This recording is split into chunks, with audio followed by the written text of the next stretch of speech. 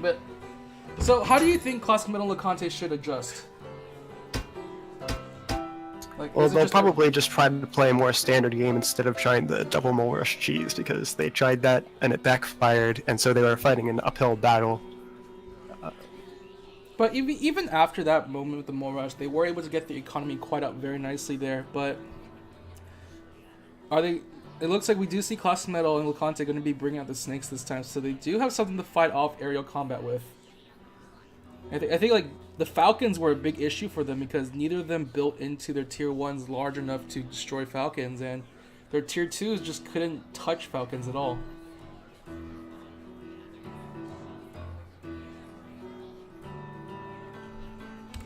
Alright, well, in any case, we do see Lactastic. He's going to be going with the mines in his loadout here. So we're going to expect to see some more reinforcement.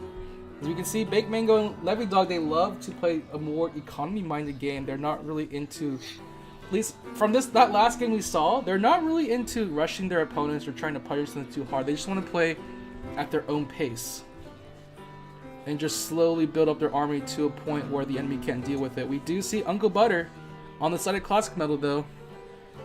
Not really again. No, he removes it. So, still just waiting on what they are choosing. We do see the Bankmango going to be going with the Badger and Balloon as his final two choices here. And here we go. All the picks are in. Let's do this. It's going to be game number 2. The usual crew versus Wubbly Wobbles. And here we are in the lobby, in the game right now. Lacante and ClassicMetal, both on the west side of the map.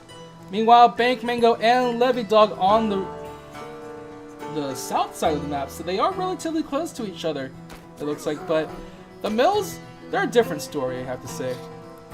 This is kind of interesting because all the mills are on the top half of the map, so you'd expect most of the fighting to go on up there as they contest those resources.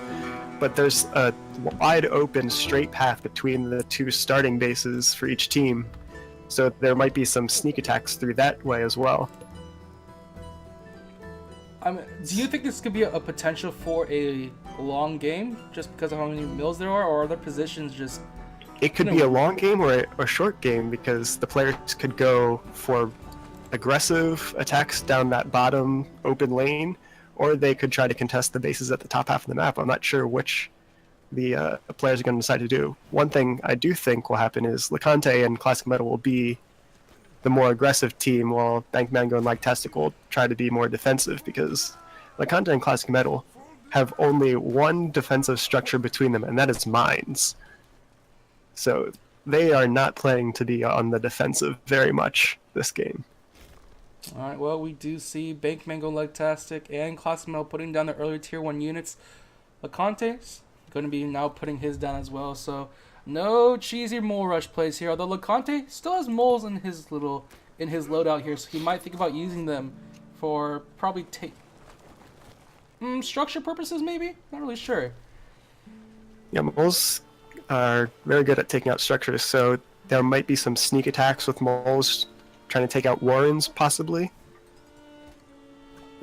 That can be especially effective in 2v2, because you can have one of your teammate distracting the other team while your moles can go and do sneaky things to the warrens on the backside.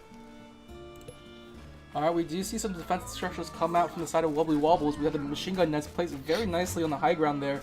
Meanwhile, Lactastic... Actually, no, that's ClassicMetal's mine there that's put down on the high ground, so that could be pretty dangerous if they decide to go that pathway. Although, it is on a very awkward path. It is on the road, so they might take that as a more straightforward path instead of going through the water, but this map is very odd in terms of, avenues of attack. Do you think we'll ever see a play where someone decides to go through the water to attack the other side directly? I mean, that's a possibility. I don't think that is in Bankmango and Lactastic's style, but it could be an option. It'd be a little harder to sneak through, because they'd probably see them trying to go through the water, and then they'd be sitting ducks. Alright, in the meantime, we see Levidawg taking the first expansion here right up to just right next to his own first base. So a pretty easy path of progression for him to take, honestly. So it looks like he will be the one up in farm very, very quickly. In the meantime, we do see ClassicMetal and Lacante going with the snake play. So as we mentioned, snakes did get a nice little rework in this patch here. If it's in which their poison does stacking damage now. So the question is, will that be effective enough to take down both Bankmango and Lactastic? Or well, we're going to find out and see. It looks like Lacante is doing some aggressive posturing here, bringing his squirrels, pigeons, and snake up. So it looks like he's going to try to tag these warrens with his snake and then pull back to the backup of his pigeons and squirrels if he gets contested.